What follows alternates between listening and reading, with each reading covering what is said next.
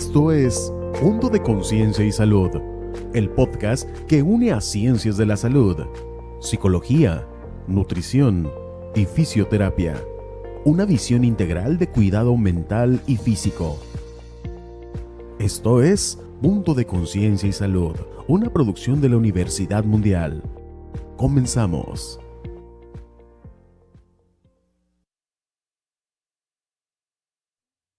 Hola, ¿qué tal? Muy buenas tardes, muy buenas tardes.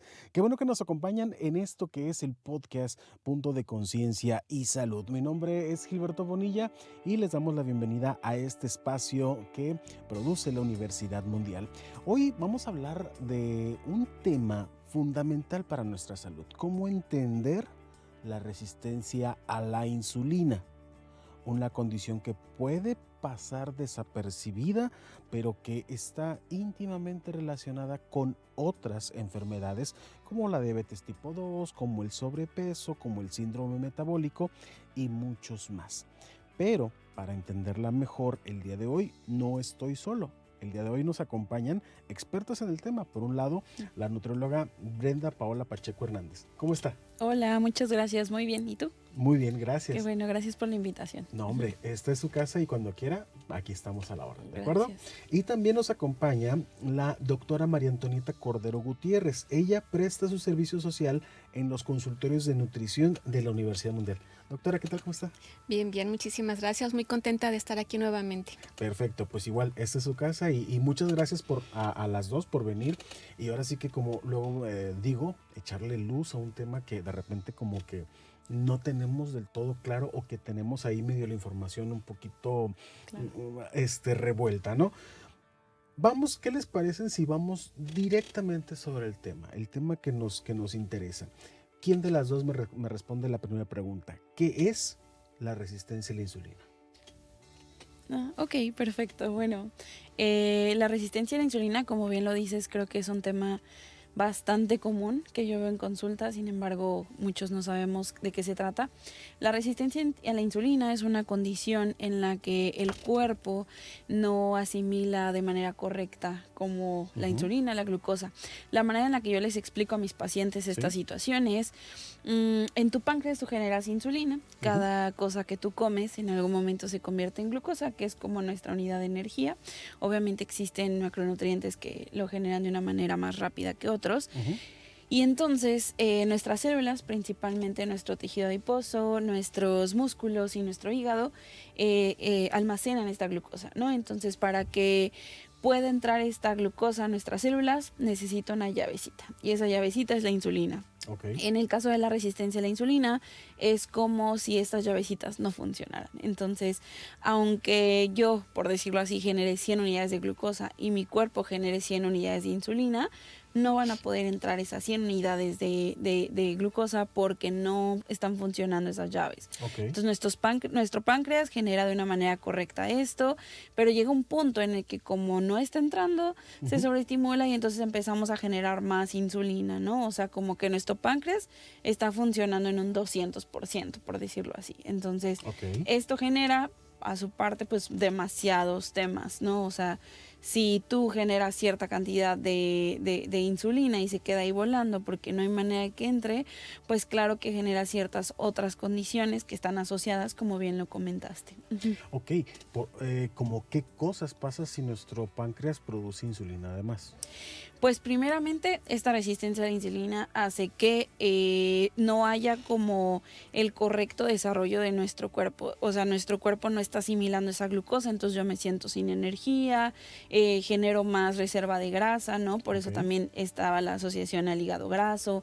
Existe, bueno, de manera metabólica incluso una lipotoxicidad. En este caso también se asocia incluso a temas como hormonales, ¿no? Que a veces podemos ver con el síndrome de ovario poliquístico, y también pues a nivel pues sistémico, ¿no? Si hablamos del tema de la piel, también algún tipo de signos, en general pues todo, y pues también se ve como en estos como problemas para bajar de peso, en temas, pues obviamente mi cuerpo está generando esa reserva porque se queda ahí volando. Entonces creo que es de las primeras cosas que se pueden identificar, justamente porque no tenemos como una correcta absorción de la glucosa. Ok, ahorita menciona que yo creo que será tema para otro podcast definitivamente. Hay muchísimas razones por las cuales el cuerpo no, o por las cuales no podemos perder peso, ¿no? Ujú. Pero bueno, eso lo vamos a platicar en otro podcast, muy posiblemente. Eh, Doctora Tony, ¿es lo mismo la diabetes que la resistencia a la insulina? No, son condiciones distintas. Ujú. La resistencia a la insulina es una condición en la que el páncreas está produciendo de manera adecuada la insulina que el organismo le está requiriendo para poder asimilar la glucosa que entra en el torrente sanguíneo. Ujú. La resistencia a la insulina es reversible, es compensada y además no genera índices elevados de glucosa en sangre porque no está pudiendo entrar. Ok. Sin embargo, si nosotros no ponemos atención a la resistencia a la insulina de manera progresiva, esta puede derivar en diabetes. ¿Qué es diabetes? Ok. Es cuando el páncreas ya no produce la insulina necesaria para metabolizar los azúcares consumidos. Ok. En la resistencia, el páncreas está bien, está produciendo. Pero una vez que tenemos diabetes es porque ya el páncreas se ha atrofiado de cierta manera al producir tanta insulina que se le demandó en el organismo y que no pudo entrar, que fue la resistencia, a ya no hacer la cantidad adecuada de insulina. Y esta ya no es reversible, ya es descompensada. Entonces, Ok. es cuando ya de manera paulatina vamos a tener que nosotros primeramente modificar nuestra alimentación y probablemente de acuerdo a nuestras condiciones tener que tomar algún medicamento o suplemento que nos ayude a regular esta insulina que ya el páncreas, como bien decía Pau, se cansó de producir al 200% y que ahora ya no produce lo suficiente. Ok, puede parecer a lo mejor una pregunta obvia, pero ¿los medicamentos que se utilizan para la resistencia a la insulina son los mismos que para la diabetes o son totalmente distintos?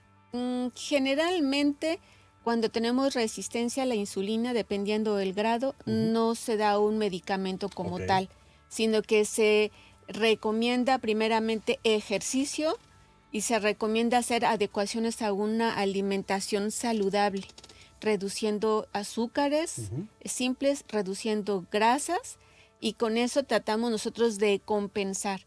Si en ese mecanismo, en esa estrategia de tener ejercicio y de tener una alimentación más sana, vemos que aún así no responde el organismo, sí se le da los mismos medicamentos como si tuviera diabetes, sobre todo para proteger el páncreas y que a su vez no siga desgastándose para que en un lapso determinado llegue a concluir en una diabetes. Ok, entonces, el tratamiento así, el primero es alimento y ejercicio. Así para es. la resistencia, como también para Así la es. diabetes, pues. Claro. Ok. ¿Cuáles serían, bueno, aquí, una pregunta antes de, la resistencia a la insulina, ¿ya hay una predisposición genética? ¿Ya hay una predisposición de nacimiento? ¿Se adquiere? ¿Cuál es la situación? Ok, qué buena pregunta. También quisiera agregar a lo que comentó la doctora el tema también de la salud mental y emocional, porque también está asociado el estrés crónico con este tipo de, bueno, cuando nosotros generamos estrés crónico de manera excesiva, también existe como más reserva en grasa y como cambia nuestro metabolismo de ácidos grasos, y existe una asociación entre la parte de los lípidos y también esta deficiencia en la absorción de la insulina en la célula. Entonces, ayuda a que también exista una mayor condición de la resistencia a la insulina. Justamente sobre este tema de si se adquiere, si se es genético y todo eso, efectivamente existe, uno de los factores de riesgo puede ser que en mi familia exista diabetes y este tipo de situaciones, pero también se habla, cuando hablamos de la alimentación, es cómo comía mi familia, por ejemplo, ¿no? O sea, eso también cuenta como genética, porque si en mi familia todo el tiempo están consumiendo muchas bebidas azucaradas o algo así, pues probablemente también yo esté acostumbrada a comer de esa manera, ¿no? Entonces sí, efectivamente existe el factor de riesgo genético, pero también el ambiente en el que el social, exacto, en el que estamos. Esta resistencia a la insulina no se nace con ella la mayoría del tiempo. Esto existiría más bien en otro tipo de situaciones. Es más bien, hablábamos del desgaste que tiene nuestro páncreas de generar bastante insulina por la cantidad quizás de glucosa, de azúcares que tiene que estar como metabolizando. Entonces, pongámoslo como un ejemplo como muy sencillo, que nacemos con cierta cantidad de insulina para nuestro cuerpo y nos lo vamos desgastando, por decirlo así, y por eso es que obviamente es más complejo que eso, ¿verdad? Pero es como... Por eso se desarrolla cuando ya estamos la mayoría de veces en una etapa adulta, porque pues hemos llevado ciertos hábitos a lo largo de nuestra vida que pueden llegar a desgastar esta situación, ¿no? Entonces, para tu pregunta, es algo que se va como adquiriendo, por decirlo así, se desarrolla, no es algo con lo que, digamos, si mi mamá tiene, yo también tengo que tenerlo, ¿no? O sea, no tal cual, obligadamente. Ok, ¿y qué factores la desencadenan? Si no es genética o de nacimiento, ¿qué factores sí la desencadenan? Claro, ese es uno de los factores de riesgo, ¿no? Pero existen muchísimos otros factores, en este caso la adiposidad visceral, es decir, el exceso de grasa, pero en la parte abdominal. También aquí quiero hacer hincapié que justamente no solamente es un peso alto, sino esta parte que esté como aumentada, ¿no? Puede haber pacientes delgados que tienen también como adiposidad alta en la parte abdominal, que es donde básicamente están nuestros órganos, y justamente ese es uno de los factores de riesgo, independientemente del peso, que obviamente teniendo un peso más alto hay una mayor correlación, pero no es causalidad. En el caso también de la disminución de músculo en nuestro cuerpo. Como lo había hablado en principio, el músculo es uno de los lugares donde se almacena más, entonces a menor músculo pues hay más temas, ¿no? En esta situación de que si hay más problemas para que se pueda metabolizar bien la insulina. Por eso se asocia también a etapas mayores de nuestra edad, porque sufrimos de manera normal una pérdida de músculo. Se asocia, como bien lo comentaba la doctora, a estilo de vida de alimentación, un exceso de carbohidratos simples, de azúcares simples, ¿no? Sedentarismo, falta de fibra, falta de alimentos antiinflamatorios, ¿no? Falta de grasas saludables, ¿no? Todo esto también puede conllevar a una resistencia a la insulina. Ok, esta adiposidad que usted le llama, nos estamos refiriendo al callito de la andadera, a la llantita, a la lonjita, ¿verdad? A la grasa visceral, exacto, así como a la grasa abdominal. Me la quiere disfrazar, pero pues es que es eso, ¿no? Ok, no, está bien. Siempre les hago la broma de que en el podcast yo funjo el papel del paciente medio rejego, ¿verdad? Pero bueno, ¿qué síntomas tempranos pudiéramos identificar en esta condición de la resistencia a la insulina? Algunos síntomas que podemos nosotros identificar es tener hambre constante, tener apetito, tener desgano, falta de energía, tener dificultad para conciliar el sueño, tener condiciones de estrés constante. Ok. También otra condición que podemos nosotros tener para lo que es la diabetes es el consumir alimentos chatarra muy aceitosos. Eso nos va a ayudar a nosotros a ir desencadenando estos malos hábitos que después nos van a perjudicar. También hay irritabilidad en cuanto a la parte psicológica que manejaba Pau. También hay irritabilidad, falta de paciencia, por decirlo de alguna manera. Entonces, todos estos señales de advertencia que nos da el organismo para que nosotros podamos decir algo no está bien, independientemente de que tengamos esa malos hábitos de consumir muchas cosas dulces, porque se nos antoja el dulce, y de ir almacenando esa glucosa, ese azúcar, y transformarlo en grasa e irlo acumulando en tanto lo que es el hígado, que es una de las enfermedades consecuentes después de la resistencia, tener hígado graso, o que se va adhiriendo al músculo. y en esa parte entonces vamos disminuyendo músculo, masa grasa, masa magra, por la misma adiposidad que se va juntando. Perfecto. Ok, me surge la duda. ¿Hay algún tipo de análisis específico que se haga o cómo se diagnostica de manera correcta? Porque pudiera parecer a lo mejor que es muy similar a la diabetes. ¿Cómo diagnosticar correctamente una cosa o la otra? Claro, pues uno de los signos más evidentes es algo que se llama acantosis nigratis, que es como signos como unas rayitas que aparecen como sobre el cuello. Esa sería como nuestra primera como indicación de aquí está sucediendo algo extraño. Okay. Y bueno, una vez que quizás empecemos a identificar los síntomas que comenta la doctora de cansancio extremo, irritabilidad, el tema de, además de tener mucha hambre, tenemos muchos antojos casi siempre dulces. O yendo hacia la parte de más cereales, porque justo de lo que hablábamos, pues nuestra célula está así de no me está llegando lo que estoy pidiendo, ¿no? O sea, porque no está entrando a nuestra célula, entonces mi cuerpo va a seguir requiriendo esto, entonces tengo mucha hambre. Creo que cuando empezamos a ver estos signos, el chequeo continuo, cuando hacemos estudios de laboratorio, ¿no? Nuestra química sanguínea, de identificar nuestra glucosa, nuestra insulina, y también existe un parámetro que se llama parámetro OMA, que se saca justamente de glucosa en ayunas con insulina, y dependiendo de ese parámetro es donde nosotros determinamos, es uno de muchos estudios, pero es el que más se utiliza para poder determinar si existe o no una resistencia a la insulina. Pero es definitivo este estudio, pues, o sea, sale positivo, por decirlo de alguna manera, y es resistencia.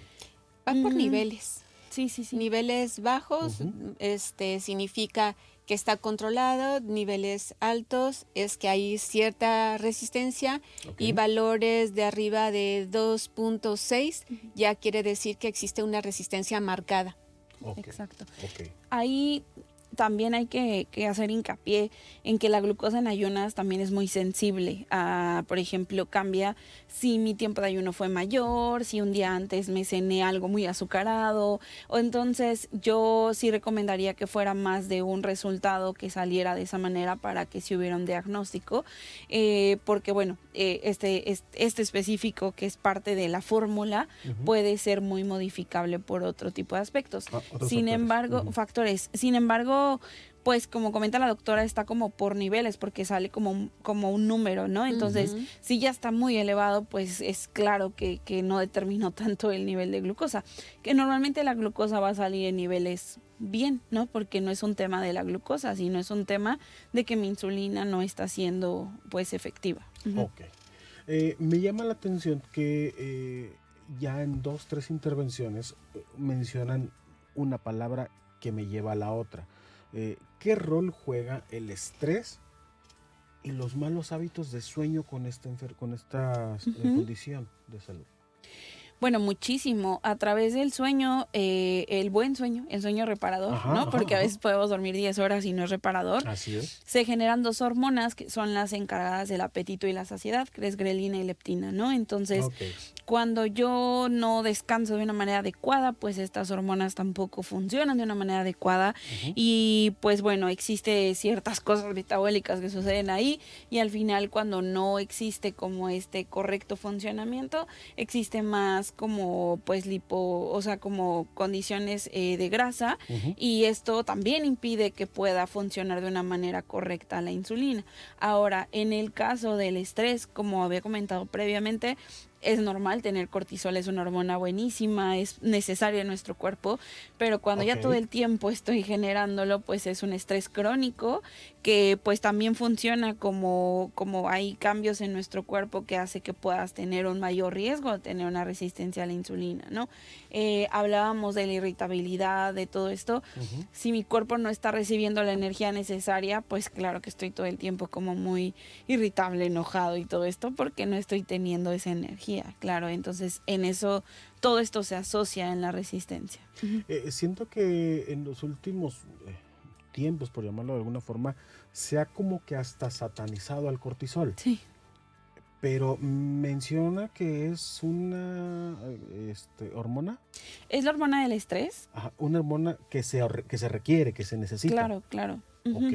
¿Nos mantiene alertas? Exacto, esa es su función básicamente, ¿no? Ok.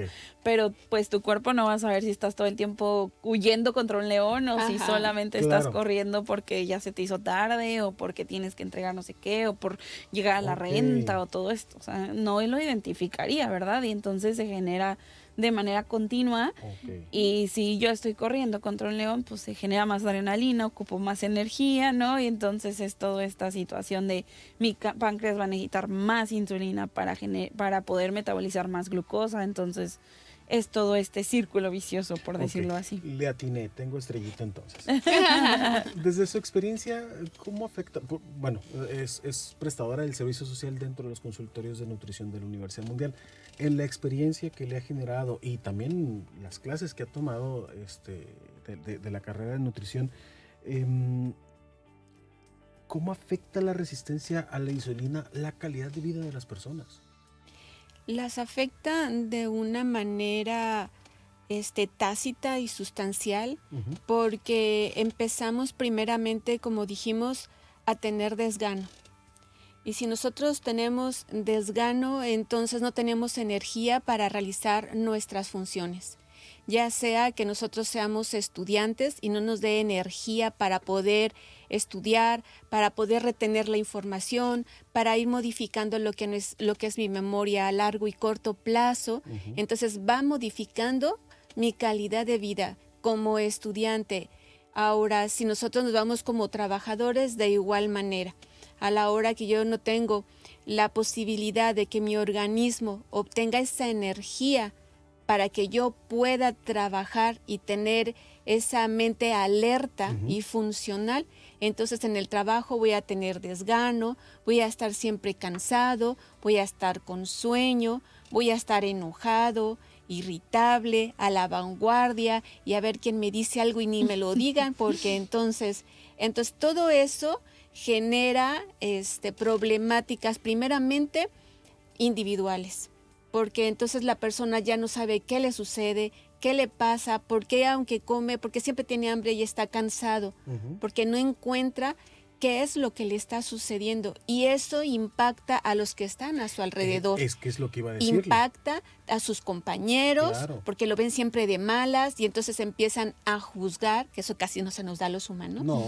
Empieza a juzgar de que ay, es un payaso, es que se cree mucho o es porque es muy flojo y no saben lo que en realidad él tiene, ¿no? Que tiene una descompensación de azúcar que no le da esa energía para ser movido, para ser alerta, para ser positivo.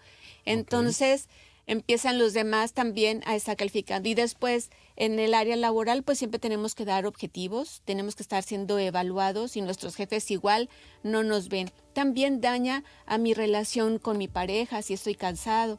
También daña mi relación con los hijos si es que los que tengo, porque me estreso en el trabajo, me desgasto y llego todavía a casa, ya no tengo ganas de hacer nada.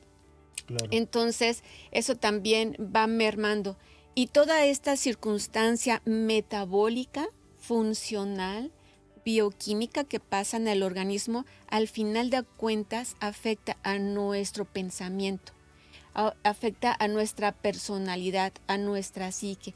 Y empezamos a pensar que entonces sí estamos nosotros fallando o que todo el mundo está en contra de nosotros y que no nos entienden y que a pesar de lo mucho que nos podamos esforzar por ser mejores en mis ámbitos de pareja, personal, ambiental, familiar, etcétera, no lo logro. Y entonces eso ocasiona que haya una depresión o una ansiedad en el individuo. Y eso origina nuevamente que lo pueda tomar como una bandera para tener problemas de trastornos de conductas alimentarias. Entonces, al final de cuentas, sí nos afecta en gran manera, tanto física, mental, social, y eso va mermando nuestra calidad de vida como individuo, Claro. entre nosotros y hacia la sociedad. Claro, sí. Y por si a supuesto. eso le agregas que no puedes bajar de peso y es tan importante como sociedad bajar de peso, Sí. pero si existe este bloqueo a nivel metabólico, pues eso también es un tema, ¿no? De frustración, como lo comentaba bien la doctora. Y otra parte es que a veces no necesita uno tener sobrepeso para tener resistencia, Ujú. porque también puede ser alguna falla orgánica y no precisamente alimentaria. Entonces, Por eso es importante acudir cuando nosotros tenemos estos síntomas, estos signos que pueden aparecer de alerta, ir con un médico especialista a realizarnos todos los estudios bioquímicos y su interpretación para que así tengamos la certeza de qué es la estrategia o el diagnóstico asertivo para cada persona y podernos nosotros tomar riendas, más bien dicho, en nuestra alimentación, en nuestro cuidado y tener esa mejor calidad de vida, porque no siempre porque sea uno obeso tiene la resistencia, también puede ser en personas que sean delgadas.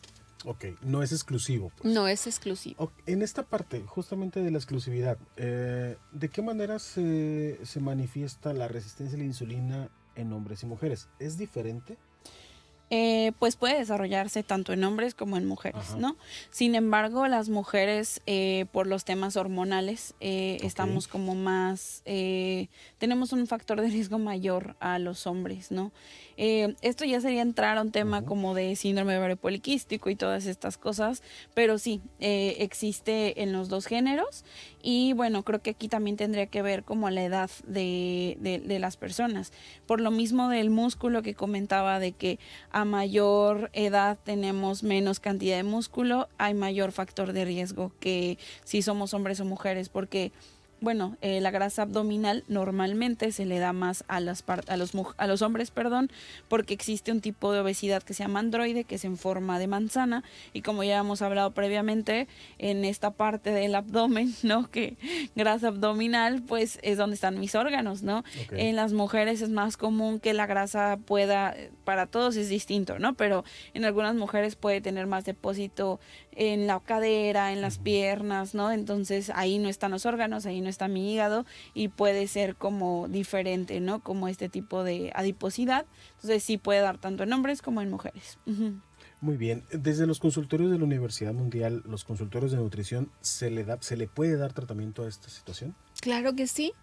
Con mucho gusto, estamos en la Universidad Mundial, los consultorios de nutrición, en un horario matutino y vespertino, y se le da la atención tanto a la población interna de la universidad como a la población externa. No tienen ningún costo y ahí podemos tratar todo tipo de afección para lo que es referente a la alimentación. Ok, perfecto. Comentaba que es reversible, es tratable. Así es. Y nos pueden apoyar desde los consultorios. Claro que sí, nosotros hacemos ciertos test para poder determinar y confirmar a través de la valoración nutricional si es candidato a este tipo de condición, porque no es una enfermedad como tal, es una condición, y si es así, a través de la orientación y la educación nutricional, podemos ayudarles a mejorar esos hábitos y costumbres para que ellos como es reversible, lo puedan eliminar de lo que es su vida. Perfecto. Un mensaje que quiera, ya prácticamente para despedirnos, un mensaje que quiera dejarle a quien nos escucha, a quien nos ve a través de las redes sociales, para hacerse un chequeo si hay algún tipo de sospecha o algo. Claro, primero que nada hay que tener esta pues cultura de prevención, ¿no? O sea, no necesitamos sentirnos mal para poder ir a un chequeo, para poder hacernos una química sanguínea de manera anual mínimo, ¿no? Creo que no hay que normalizar el dolor, estar súper cansado todo el tiempo, estar inflamado todo el tiempo, tener pues un exceso a lo mejor de hambre, irritabilidad, ¿no? Es normal, entonces como que no normalizar el dolor. Y algo que también me gustaría como dejar es más que pensar en qué me puedo prohibir al comer, hay que ir con un especialista porque existe más de qué puedo agregar en mi dieta para que pueda metabolizar mejor mi cuerpo, cuáles son mis alimentos antiinflamatorios, y de hecho hay estudios que hablan de afecta más lo que no comemos, ¿no? O sea, no agregamos casi grasas saludables, fibra, vitaminas, minerales, es decir, verduras y frutas, que lo que estoy prohibiéndome, ¿no? En la dieta, que normalmente es lo que aparece en mi mente. Ok. Así es. Antes que ser como yo, que toma medidas sin consultar, hay que consultar a un especialista. Antes de emprender cualquier acción, ¿de acuerdo? Claro. Así es. Perfecto. Claro. Y el ejercicio. Y el ejercicio, ok, el ejercicio. Definitivamente sí, hábitos alimenticios saludables y ejercicio son pieza fundamental en nuestra vida. Ya no para tratar alguna situación, alguna condición, sino para nuestra vida propia. Claro. Muy bien, bueno, hoy pudimos entender que la resistencia a la insulina no solo es una condición médica, sino que también es una alerta para hacer cambios reales en nuestra forma de vida, de comer, de cuidarnos, de querernos. De vivir. Exactamente. Ujú. De vivir. La buena noticia que tenemos después de esta plática es que sí se puede revertir, Claro. se Bien. puede prevenir incluso, y en muchos casos con el acompañamiento correcto tener un desarrollo normal. Saludable. Así Totalmente. es. En la Universidad Mundial, a través de los consultorios de nutrición, brindamos orientación personalizada para atender estas condiciones con un enfoque educativo, ético y humano. Agradecemos profundamente, nutrióloga Paola. Gracias a Muchísimas ustedes. gracias. No, gracias a ustedes. Ujú. Doctora, muchísimas gracias. Muchísimas gracias. Aquí estamos para servir. Valoramos mucho el hecho de que estén aquí. Gracias, un placer. Si Gracias esta por la información les pareció útil, pueden recomendarla, le pueden dar like, suscribirse y compartir. Y recuerden siempre elegir con conciencia. Síganos en todas nuestras plataformas y recuerden que el primer paso hacia la salud es el conocimiento. Como les comentábamos, en la Universidad Mundial contamos con consultorios y servicios gratuitos en nutrición, fisioterapia y psicología a través de los consultorios del Centro de Desarrollo Humano. Muchas gracias por acompañarnos en este episodio de Punto de Conciencia y Salud, el podcast donde hablamos de lo que impacta nuestro bienestar, no solamente en el cuerpo, sino también en la mente. Mi nombre es Gilberto Bonilla, nos vemos en la próxima.